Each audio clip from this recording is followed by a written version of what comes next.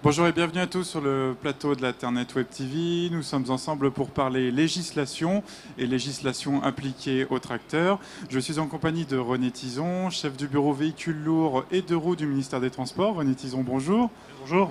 Alors pourquoi est-ce qu'un tracteur est limité à 40 km/h en France quand les agriculteurs outre-Rhin peuvent eux rouler à 50 km/h sur route ? Alors,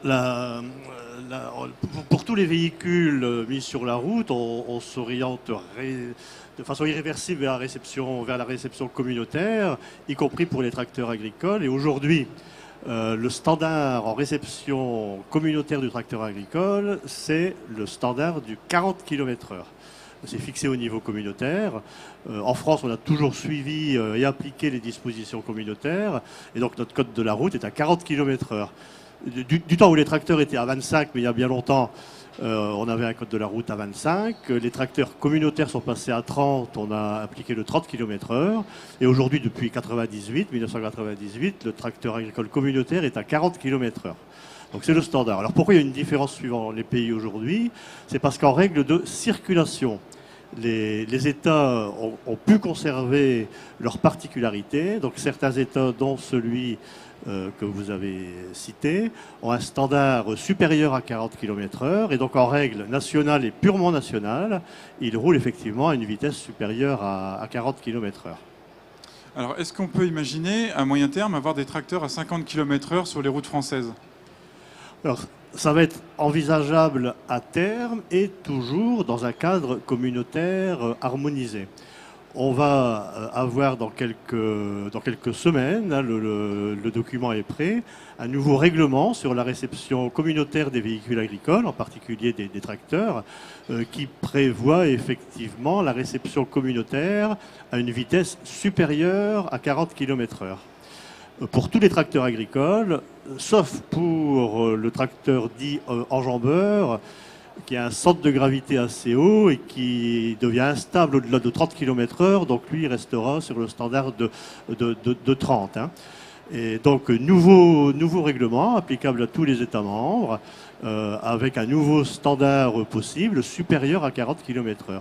Et quand ce standard sera disponible et applicable, on changera les règles du code de la route, comme on l'a fait pour 25, pour 30 et pour 40. On mettra la vitesse adaptée supérieure à 40 km/h pour ces nouveaux produits.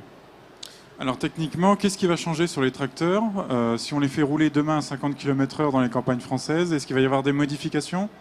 Alors oui, il va y avoir des modifications effectivement techniques. Hein.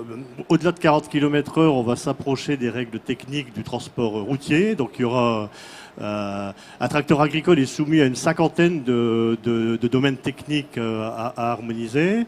Par exemple, le freinage, au-delà de 40 km/h, on peut imaginer qu'il faut faire évoluer les règles de freinage proches des règles routières avec ABS. Bon, c'est un exemple, mais il y a 50 domaines réglementés qu'il faut traiter et se mettre d'accord au niveau communautaire dans le nouveau règlement. Alors, ces dernières années, le matériel agricole a pris de l'embonpoint, on va dire. On a vu notamment les bennes gagner en volume, les tracteurs gagner en poids. On peut se poser la question, est-ce qu'il est encore raisonnable, selon l'État, de rouler à 50 km/h avec de tels engins sans permis ? Alors, le permis, effectivement, on est aujourd'hui dans un régime d'absence de permis de conduire pour l'agriculteur. C'était raisonnable sans doute à 25, ensuite à 30, aujourd'hui sans doute limite à 40. Alors on voit, il y a des stands magnifiques avec des engins magnifiques, on voit la puissance développée, la technologie. Raisonnablement, au-delà de 40 km/h, il faudra un permis, je vais dire, adapté pour pouvoir conduire ces nouveaux tracteurs. Alors pour mettre en place ce nouveau dispositif, on a un peu de temps, puisque le nouveau règlement dont je vous parlais fixe une échéance de cette nouvelle génération au-delà de 40 km/h, une échéance au 1er janvier 2016. Donc entre aujourd'hui et le 1er janvier 2016, il faut qu'on mette à jour et de façon harmonisée avec tous les États et avec l'aide des constructeurs, d'Axema et du SEMA au niveau communautaire, pour harmoniser l'ensemble des règles techniques entre aujourd'hui et le 1er janvier 2016. Donc on a un peu de temps, mais le temps passe vite. Il faut savoir que les présidences tournantes au niveau communautaire fixent leurs priorités. On va avoir un nouveau règlement à mi-chemin dans le cadre de la présidence de l'Irlande. Donc il nous reste que 2 mois et on ne va pas trop avancer. Ensuite, de mémoire, les présidences sont la Lituanie, la Grèce et l'Italie. Et j'espère bien que dans le cadre de ces 18 mois, on va réussir à s'organiser et à harmoniser l'ensemble pour être au point, donc 3 présidences de 6 mois. On arrive fin 2014 pour être entièrement d'accord début 2015, pardon, et donc en conformité avec l'échéance du 1er janvier 2016. Alors, une dernière question. Est-ce que si les tracteurs et le transport roulent à 50 km/h, est-ce qu'on va avoir une concurrence avec les poids lourds et les semi-remorques? Est-ce qu'on peut avoir une situation de blocage avec certaines filières? Alors, vous avez raison, il faut être attentif sur tous ces sujets. Il y a le sujet du permis, il y a le sujet de la distorsion de concurrence locale qui viendrait avec des ensembles agricoles à 40 tonnes ou plus qui viendraient concurrencer le transport routier local.